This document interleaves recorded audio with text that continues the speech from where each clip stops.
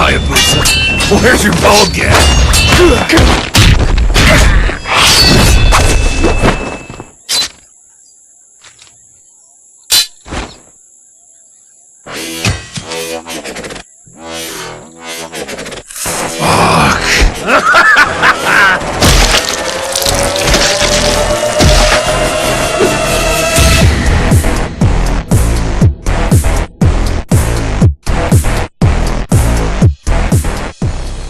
Hey guys, this is Metallagamer here.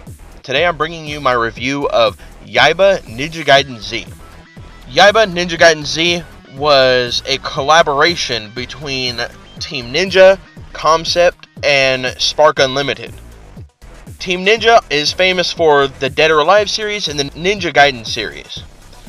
Concept worked on Soul Sacrifice that came out for the PS Vita and the Mighty No. 9, which is not out yet. Spark Unlimited had their hands in Lost Planet 3, Legendary, Call of Duty Finest Hour, and Turning Point Fall of Liberty.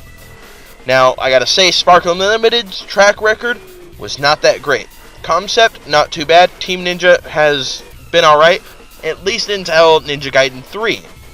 Idikagi-san left from Team Ninja, I think about a year before, so they haven't had a good track record since he left. Ninja Gaiden 3, personally, didn't care for it.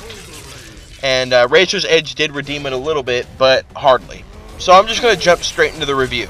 The concept of Yaiba Ninja Gaiden Z is that you're playing as a ninja named Yaiba who is trying to hunt down Ryu Hayabusa. And pretty much will do anything he has to do to kill him. Somehow zombies are thrown into it. I was looking forward to playing this game so much, and that's why I regrettably have to bring you this review today. This game, through and through, is mediocre at best. It has a couple of cool concepts, but none of them feel really complete. The whole game just feels like it's thrown together, and it just doesn't feel like enough time was put into the different concepts that needed to be filled up. I'll start off with a couple of good points. I like the new art style. Graphically doesn't look all that great, but I do like the new art style, and it kind of goes into a comic booky feel during cutscenes, which is nice. It's done very simple, and it actually came out well. As always, you can expect blood and gore from the Ninja Gaiden series, and it looks awesome in its cel-shaded glory. The upgrade system is very simple, and it's pretty easy to use. It's a little bit vague on some of the things, I feel. Like, example, it'll tell you, okay, you unlock 8 new moves, but it won't tell you what the moves are within that menu, so you kind of have to go and look for them.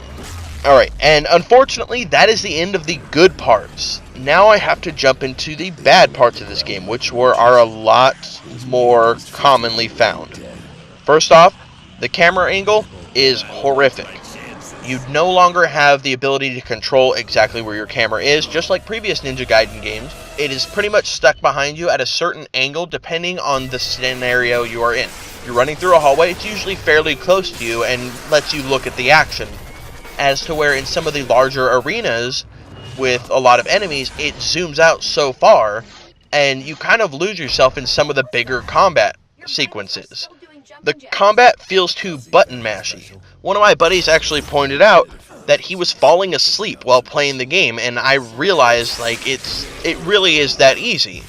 You can sit there and alternate between the two main attack buttons, and you'll pretty much take down most of the enemies as long as you dodge occasionally. As a matter of fact, the block button I didn't even have to use until I fought Ryu Hayabusa himself, and he's near the end of the game. Control-wise, it's pretty simple. You've got your 3 attacks, which is your sword, which is short range and fast attacks. You've got your power arm, which focuses on strong attacks and can go to about mid-range.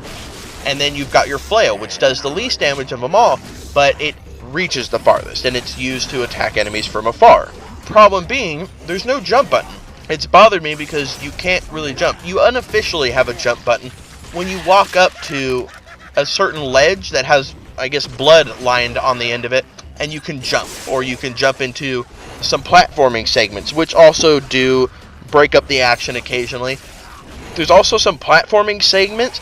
At times, they are a nice break from combat, but I feel like they're too guided. They're way too easy. You essentially just jump and follow the arrows. It's done way too easily. The only way you can fall off is if you don't press the right button at the right time. So it's basically a quick time event that doesn't show you the button that you need to use. The combat is very shallow. You jump basically from arena to arena, where you'll have a lot of useless enemies and then you'll have a few of the tougher ones. And it feels unbalanced. Playing it on hard mode, my first time around, I was just kind of eating through the zombies, and then I find a mini boss and he kicked the shit out of me because they just give them such a ridiculously different amount of health. And the mini bosses are found in almost every combat sequence past like chapter 3, which is about 2 hours in. Ninja Gaiden Z brings to life the idea of zombies versus ninjas, but unfortunately doesn't play out nearly as well as it should have. A lot of the deaths feel cheap, and even the fight with Ryu Hayabusa, which I was looking forward to the entire playthrough, felt uninspired and underwhelming. As a matter of fact, the game through all the way to the end has just been boring.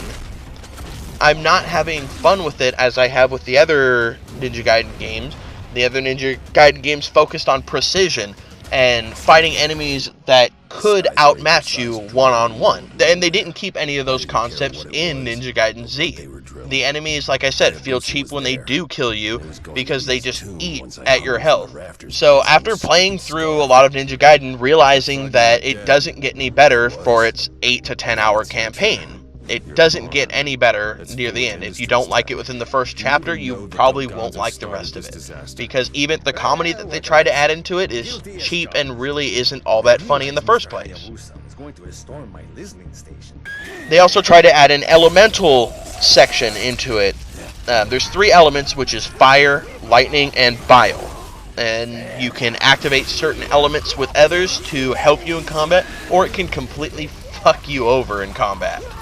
You get some temporary weapons, but they break easily, and I pretty much saved them for the next set of enemies where I could get temporary weapons from. So that way I didn't have to use my normal garbage-ass combat system. Alright, so that was my review for Ninja Gaiden Yaiba. I'm giving Ninja Gaiden Yaiba a 43 out of 100. As much as I would like to give it a little bit more, I can't find myself to do so because it just was very underwhelming. It has its moments where it kind of shines through and makes you feel like a badass, but just Yaiba isn't a likable character. The enemies aren't fun to fight, and bosses are far and few in between. Anyways, that's all I have for today. I thank you guys for watching, and stay fucking metal, guys. I'll see you next time.